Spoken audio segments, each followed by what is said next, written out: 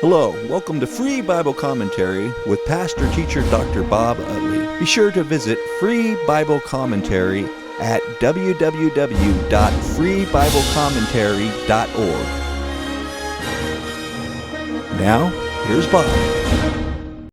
Now, I want to talk about this in the context in which it was written, and then I want to comment briefly on how it relates to Jesus' comment in Matthew 19:9. Now, notice, this is one of those verses that has been great controversy over about what it means because of some of the Hebrew words here. Look what it says. When a man takes a wife and marries her, and it happens that she finds no favor in his eyes because he has found some indecency in her. Well, right there is where the fight began with the rabbis. Two schools of thought that developed in Judaism. One is the rabbinical school of Shammai, and one is the rabbinical school of Hillel. Shammai locked in on this little word, some indecency in her, and said the only grounds for divorce is adultery. The other one, Hillel, locked in to a little phrase, and she found no favor in his eyes, and said you could divorce your wife for anything if she didn't cook the meal right. One rabbi said if you found someone that looked better than she did, you could trade her in. And they allowed divorce for anything. Knowing that you do the lustful passions of the human heart, which group do you think became the normative in Judaism? Hillel, that's right. And it really, this whole idea about finds no favor in his eyes because she has found some indecency. Now since I am, it's what's known as an exegetical teacher, it's very important to me to know what this little word, some indecency, means in Hebrew and then in the context. Literally, it means the nakedness of a thing. And you say, oh, it's a moral sexual issue. No. If you look right across the page at chapter 23, verse 17, no, not 17, 23, verse 14, where it says, and we talk about this, when the Lord your God walks through the midst of your camp to deliver you and to defeat your end before you, therefore your camp must be holy, and he must not see anything indecent among you, lest he turn away. And that indecent thing in verse 14 is referring to excrement, human excrement outside the camp being covered up, right? That's the same exact word in verse 14 that's used in verse 1 of chapter 24, and that tells me that we're not talking about a moral issue here. We're talking about something else. Now, what else? I don't know. Now, if it's true that the rabbinical school of Shammai said this is adultery, proven adultery, well, then I want to know what Deuteronomy 22:22 means, where it says if someone's caught in open adultery, they are stoned by the community. The sentence for adultery is stoning. So how can this verse in chapter 24 mean adultery when the automatic penalty was death, and here it says you'll just write her a bill of divorcement? So I think that the school of Shammai was a little off. I think it went too much to the right. And I want to tell you, there's two ditches in the Christian life. That's the right wing and the left wing. Both of them are ditches. And there's a middle road upon which we all got to walk. Now, the right wing Shammai made it adultery, which I don't think it can be. The left wing made it anything, which I don't think it can be. Somewhere in between that spectrum is where I think what we're talking about in a Jewish Old Testament sense. Now, the rabbis were very concerned with this verse because they wanted to make divorce very difficult. And they did it by requiring three different things. One of them is mentioned right here in the verse where it says, and he must write her a certificate of divorce. Now, this means he had to go to some authority, be it a scribe or an elder at the gate or something, to write this up for him in a legal form. And it took some hours, it took some days. There was a time period involved. You couldn't just run down and get mad at your wife and boot her out the same day. It was a legal procedure that they set up to give the old boy time to think about it and the wife a time to react to it. Number two, which is not mentioned in the text but is involved here, is the guy had to give back the money that he got when he married this lady. See, the lady brought a dowry with her. Well, I want to tell you, to a Jewish mentality, giving back the dowry just almost eliminated divorce. They'd keep the old girl just to keep the dowry, you know, and so that was pretty effective. And number three is found, let's see, down here where it says, number 4, then her former husband who sent her away is not allowed to take her again. If this girl remarries, and even if her second husband divorces her, or if the second husband dies, she still can't marry the former husband again. Well, that was a real deterrent too. So we have 3 basic deterrents here. This is basically a law not on divorce but on remarriage, because the main clause come in verse 4, which deals with remarriage, and divorce just happens to be the setting up the case for the 4th verse here. Now, notice in Matthew 19:9, Jesus quotes this verse and uses the word in King James, unchastity. Is that the right word? It is, 19:9, Matthew. Now, what does unchastity mean? You say it means an adultery. No, it doesn't. There is a specific word for adultery, and the Greek word here is the word porneia. We get the English translation fornication from it. You say, well, that's adultery. No, it's really not. This Greek word is used in such a way, at least for the time of Jesus, that it's referring to moral evil on a wider scope, not just infidelity inside a marriage contract, but a much wider meaning. We get the English word pornography from it, but it means it doesn't mean adultery automatically. It can include that, but it includes much more. So Jesus didn't even say except for adultery. He said except for the cause of porneia, which has a wider meaning even than that. Now, I want you to realize that in verse 2, the rabbis are very cute. I get so tickled reading them sometimes. It says, if she leaves her house and goes and becomes another man's wife. So remarriage is automatically assumed in Jewish culture. I mean, there's no question. This bill of divorcement is a paper that says, I don't want her anymore. She's out of my life. She's free to remarry. So remarriage in the Jewish system is automatic with this bill of divorcement. Now, notice verse 4 which says, and the former husband. No, wait, verse 3. Does your translation have the word if in it? The Hebrew doesn't have the word if. The rabbis would say this. And the latter husband turns against her. They would say, it's not if, it's when. Because any woman that has some indecency in her, the second husband will turn away from. And they even this last little part about in verse 3, it says, or if the husband dies who took her, they would say, she killed him. Her attitude or her nagging or whatever was indecent about her wiped the old boy out. So the rabbis, they were pretty tough about this, and it is true that the if is not there, and so you need to deal with that some way. Wow. Now, notice what this did for the women. You say, well, it's a male chauvinist verse because only the husband can divorce. Well, that's true. There's a double standard in the Old Testament. If you don't believe that, you haven't read the Old Testament. There is definitely a double standard in the Old Testament. But the Old Testament also tries to be more humanitarian than the cultures around it.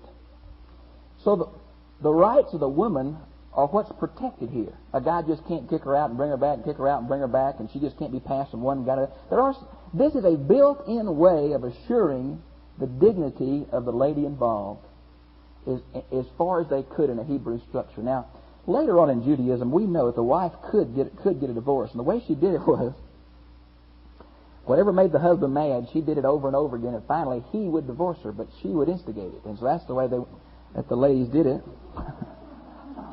I think in colloquial expression it's called a nagging. I'm not sure. I never deal with those things. But anyway, so there was a way. She had a recourse, you know. Now notice in verse 4 where it says the reason that a man could not take his former wife back once she had been remarried again is because he would bring sin on the land. Now that is a strange concept for us. It goes back to the idea of corporality again.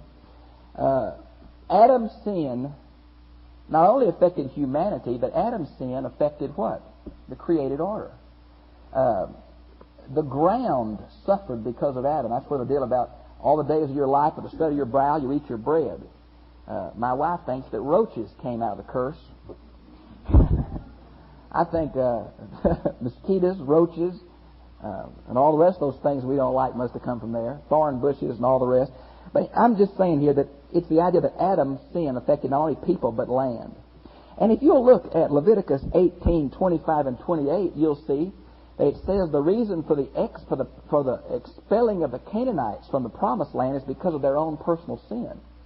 And so their sin is what caused the land to mourn, and they were expelled. Same thing happened to Israel, so I don't think it's unfair that he did it to one country, did it to anybody who did that. Now, notice verse 5, moving different context, but dealing with marriage still. When a man takes a new wife, and he shall not go out with the army, nor be charged with any duty, he shall be free at home 1 year, and shall give happiness to his wife whom he has taken. Now, notice that in Deuteronomy 20, verses 5 through 8, it lists some reservations that you didn't have to go to the army. If you built a new house, you didn't have to go. If you planted a new vineyard, didn't have to go. If you were afraid, didn't have to go.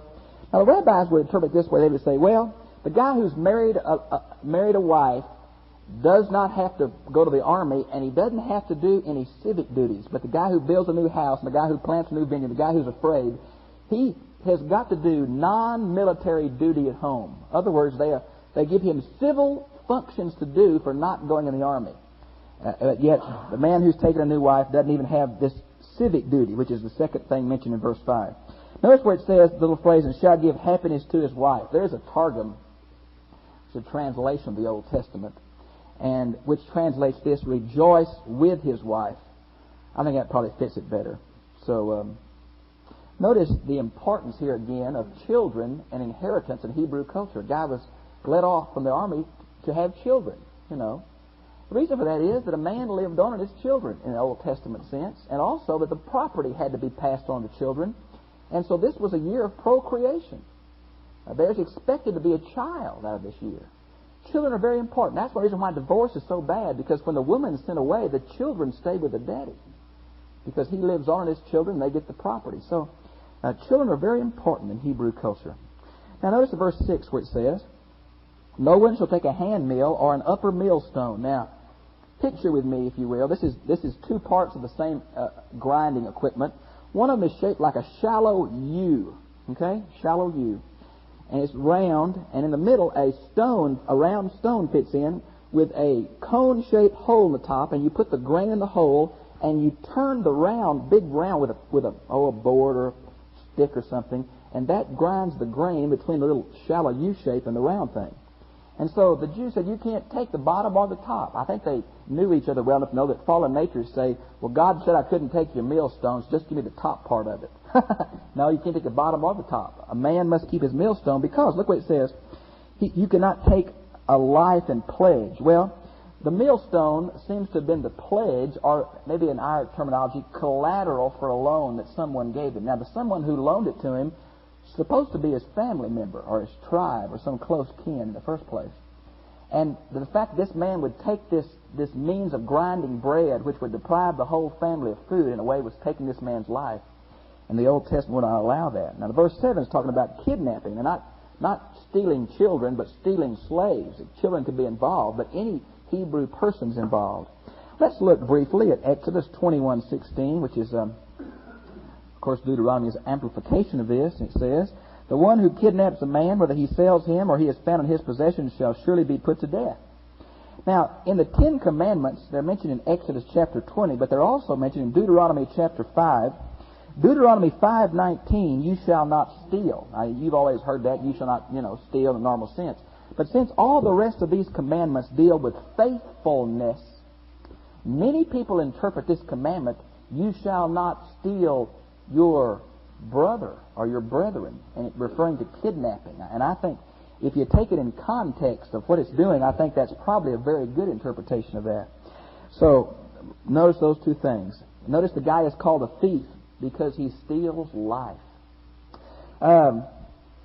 Verse 8 and 9 deal with leprosy.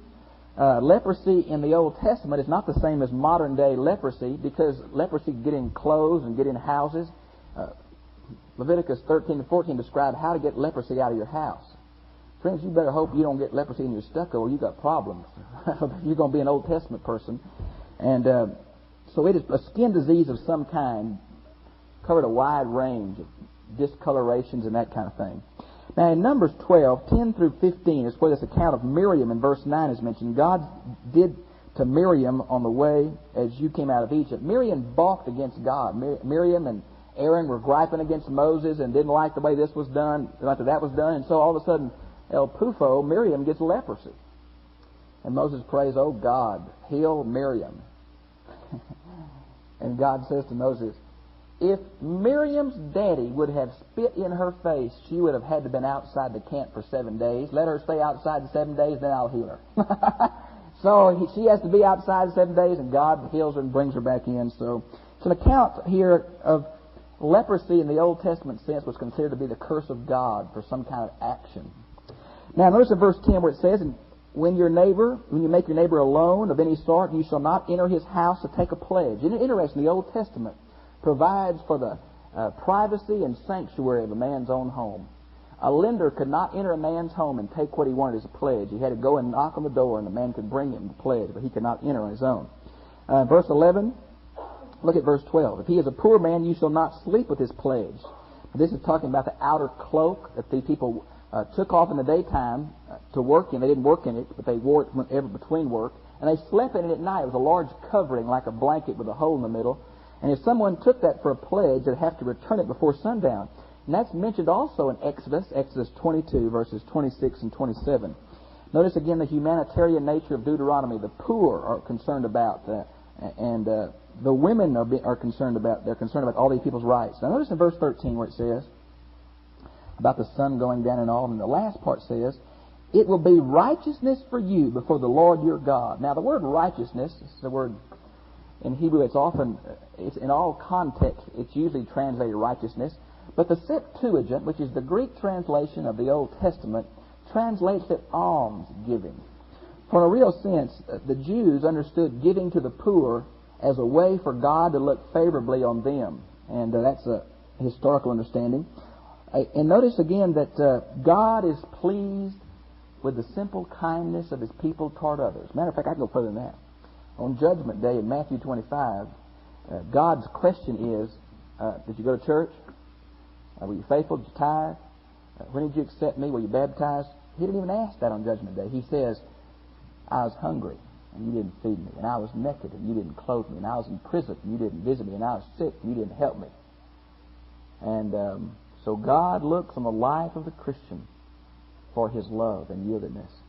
Now notice, if you will, in verse 14, deals with a hired servant again, and the whole context is that you should pay him the same day. Notice where it talks about you should not oppress a hired servant who is poor and needy when he is one of your countrymen or one of the aliens, your aliens. And this word alien is talking about resident alien, someone who is a foreigner but lives in the land, is probably a proselyte to Judaism. And so here again, this humanitarian understanding for strangers in your midst, if you would. Notice verse 15. You shall give him his wages on the day before the sun goes down. Now, this is mentioned in Leviticus 19:13, Malachi 3:5, and James 5:4. Because, see, the employers used to keep the guy's money and say, if I keep the money, he'll have to come back tomorrow and work for me, so I'll just keep it till the morning. But the poor guy had to support his family day by day, and it was a real hardship for that employer to hold that money. So God says, you pay him the day he works. Now, notice the little phrase in the last, that he may not cry against you to the Lord. I want to tell you, God hears the cries of His people. And since I believe in a special way in the next context that God is concerned with those who are helpless, say the alien, the widow, and the orphan, if you're going to abuse somebody, you best abuse somebody who is of your own socioeconomic group. You believe the widow's, orphan, and helpless alone, because God fights their battles. And when they cry to Him, friends, I want to tell you, God hears in a very special way, and He reacts to their needs. So next time you put up your nose at a poor person or something, just remember, God loves the poor and the helpless and the needy. Now, verse 16 is a tremendously, tremendously significant verse. I want you to read it and tell me why.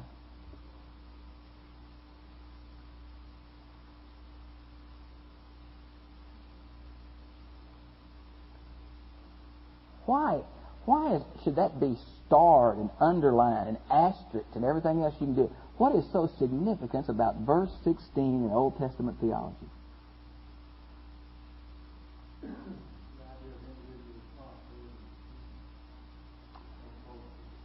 Corporate, yeah. Now, we've got to admit that at this early part in the Old Testament, we've got two strands, don't we? We've got that corporality. We talked about right over here about the land expelling the inhabitants for sinning. And we've got that individual responsibility. Let me ask you a question. Turn back with me briefly to Deuteronomy 5:9, just for a moment. Deuteronomy 5:9. And you shall not worship them or serve them, for I am the Lord your God. I am a jealous God, visiting the iniquity of the fathers on the children and on the third and fourth generations of those who hate me. And look, if you would, briefly at just chapter 23 of Deuteronomy, just the chapter before this, verses 2 and 3. They shall not enter the assembly of the Lord, none of his descendants, even to the 10th generation shall never enter the assembly of the Lord. And then the Amorite, the next one, to the 10th generation shall never enter the assembly of the Lord. Let me ask you a question. If God does not visit the sins of the father on the children, why does God hold the iniquity of the idolater to the third and fourth generation? And why does God hold it against national groups like the Amorites and the other group mentioned there to the 10th generation if God deals on individual level?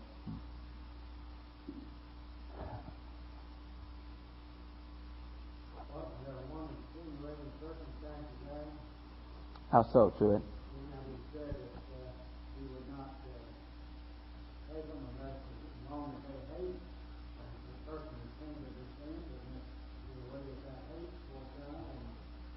Yeah, of course, the implication is that the parents die and don't repent, that the children will get it to the third and fourth generation. Yeah. Okay, that's a thought. Repentance is involved, okay. Any other thought? Yes, Edwina.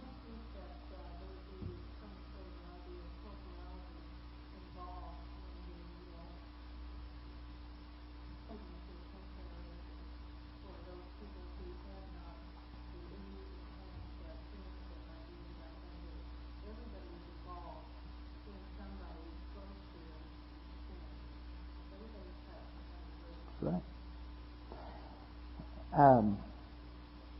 That's like the argument that what I'm doing doesn't affect anybody, I just do it. It's such a ridiculous argument because we are involved in many, many people's lives. So the concept of corporality is a good spiritual concept, but it seems like the sin of idolatry is the one that's especially mentioned that leaves lasting consequences. The only way I know how to reconcile it, if I can, is this way. The lifestyle transmitted by the father or the parents is usually picked up by the children. I write a letter to everybody in Lubbock who has a baby in Lubbock County. The letter goes something like this. We're glad you're parents and have this great responsibility, and on and on it goes. And then the last part, I mentioned this. I hope you're involved in worship somewhere in Lubbock, for the priorities of the parents tend to be the priorities of the children. That's true. And so the idea about God visiting iniquity, I agree with you. There's an idea of repentance. If the children turn, I think God would turn. But the idea is usually we transmit a lifestyle to our children. Good or evil, usually we transmit it. And so the other deal about the individual responsibility is a brand new item so far in the Pentateuch. It comes out marvelously in the prophets. Ezekiel 14:12 through 20, and Ezekiel, the whole chapter of 18, and Jeremiah 31, all individual responsibility. Many folks say, well, individual responsibility developed with the 8th century prophets, but was unknown in Moses' day. Yeah, well, who wrote verse 16? It's always been a concept. It wasn't clearly revealed or clearly discussed or clearly set out as over against corporality till later, but it is from the very beginning it has been that a father... Now, the Jews interpret this way. They say that a father cannot be killed on the testimony of his son, or the son be killed on the testimony of the father, because they say it takes two witnesses. So they totally interpret this along different lines. They would say it's talking about the need for two witnesses to convict. I think it's talking about individual responsibility. And so you can relate that to your understanding of the Old Testament. Notice verse 17, alien, orphan, widow. Notice verse 19, alien, orphan, widow. Notice verse 20, alien, orphan, widow. Notice verse 21, alien, orphan, widow. Man, I want to tell you, God is for those people, and this is a very humanitarian passage. When it says in verse 18, remember that you were a slave in Egypt when the Lord your God redeemed you from there, and therefore I am commanding you to do this thing. God's saying, I loved you first. Love others. Well, that's pretty New Testament. I redeemed you from Egypt, now I expect you to live in a gratitude relationship with other people because of what I've done for you. That same phrase is mentioned in verse 22. Because you were slaves in Egypt, therefore I command you to do this thing. He's saying, you've been there, you know how it is, now treat other people as you want to be treated. Put it that way. Love, because I loved you first. Now, in verse 19, the word sheaf is mentioned. This is gleaning. You see a perfect example in Ruth chapter 2. It's also mentioned in Leviticus 19, 9 through 11, I think, 9 and 10, and in Leviticus 23, 22, about not reaping to the corners of your field, but leaving some for the poor. Now, the Jews, being very practical, would say that the sheaf mentioned in verse 19 is not the big sheaf, because that would be unpractical, but it's a little sheaf. You wouldn't want to leave a big sheaf for the poor, that'd be wasteful, but leave them little sheaves. Notice in verse 20 it says, beat your olive tree. Olives tend to fall off when they get ripe, and if you're growing olives for oil, you wait till they get ripe because you get more oil out of them. And so they would pick the majority off the ground. But the ones that didn't, they'd get a long stick and beat the olive tree and knock them loose. And what the law here is don't beat the olive tree the second time. If any are stuck on there, leave them for the poor. Okay? And then the same thing is true of your grape vineyard. Leave the little sour green ones for the poor, and they'll mature later and they can have something to eat. Okay. Do you have questions or comments? Yes. Yeah. I thought it was kind of ironic about the employer, keep the employees money. Nowadays, where I work, when come in on the last 2 months, get a loan, so they do a series of jobs in the law. Is that right? Just the opposite, isn't it?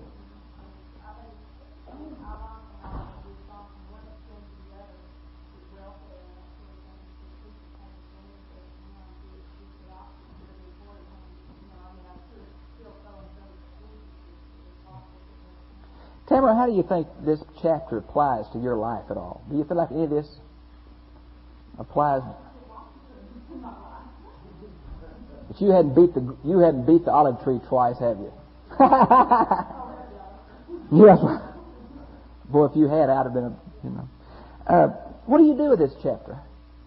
How do you walk the streets of Lubbock with this chapter?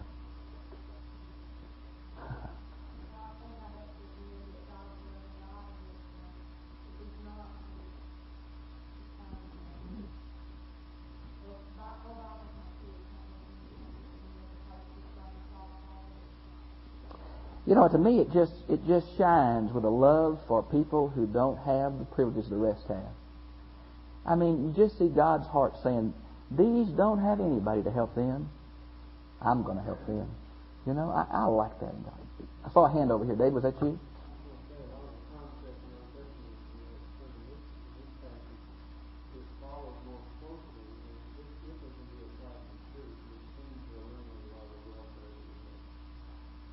I agree with that.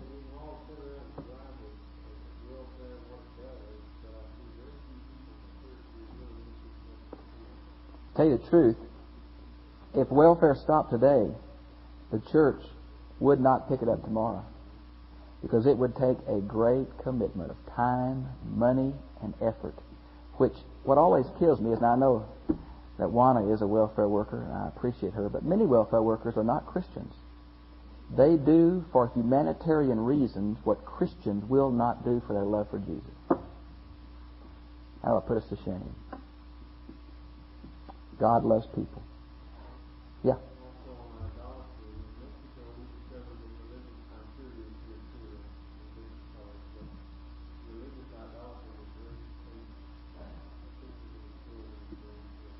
I want to mention that I got a letter the other day. If any of you are sending me chain letters, please don't. I go through the roof on chain letters, especially ones that threaten death if I don't pass them on. Boy, I just get furious with that. You know, that's nothing more than a modern little good luck taboo, you know. If you write 10 more letters, boy, you'll be rich in 4 days. But boy, if you don't, God's going to sock it too, because this little letter came from Malaysia. And 4 people have died, and 3 have got leprosy, and 2 had their tongues cut out. And don't send me those letters. Send them to your mother-in-law. Do not send them to me. I don't want the profit nor the curse. I just get furious with them, so please. That's a little idle, you know. A little good luck charm. Of course, we don't ever do that. Okay. Any other comments? There's a lot of things here you might be interested in if you're just willing to talk to somebody.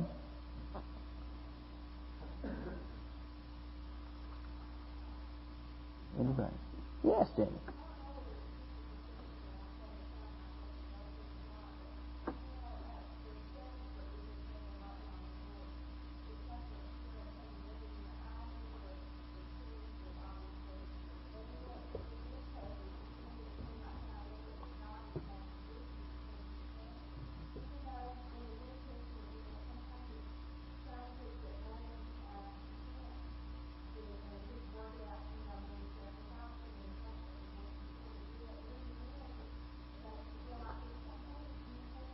Well, I think a balancing statement with that. If Jesus talks on something in the New Testament, we've got to go with him. And what he did when he was asked specifically about this verse, we left this verse with this comment: Moses only did it because you were so hard-hearted. But it's always been God's plan. He goes back to Genesis 1 about marriage being one flesh concept, a uniting that can't be broken. So I really think that the church has got to hold up the ideal. Although we love and deal with those who have unfortunately had to face the brokenness of the ideal, we have to say God's will is one man, one flight. Matter of fact, in Malachi 2, God says, "I hate divorce." So this was a deal, I think, that give women a little more legal status, not to condone divorce, but to say you're already doing it so much anyway. Let's give it some guidelines. And so, yeah. Yeah.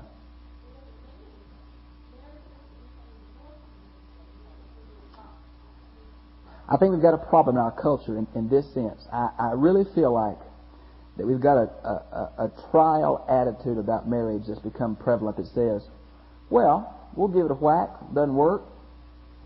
We'll try again. Now, I think you all know that I am not down divorcees or divorce or anything, but I am saying we need to hold up the ideal, and the way we can do it is 2 ways. I'll get very practical with you. To deal with our young people in extensive witnessing roles as loving couples. The best education is not what you tell them, it's what you show them. And if you have a loving, vibrant marriage, that's the best witness against divorce there is. Number 2, that we ought to, in a real sense, continue and move forward in our move on marriage enrichment in the church.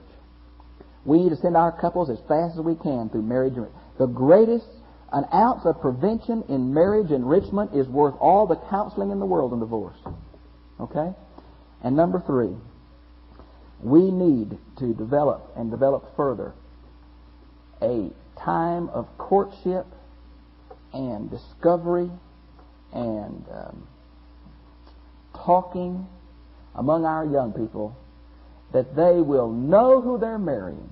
You know what I mean? Now, there's always things that come up. There's alcoholism and mental illness and abuse, and I understand that, but I'm saying if we knew each other better before we got married, and if we realized that love is a commitment, not a feeling, and if we took the time to improve our own marriages instead of let a lot of them stagnate and get bad ourselves, we wouldn't have the divorce problem in the church.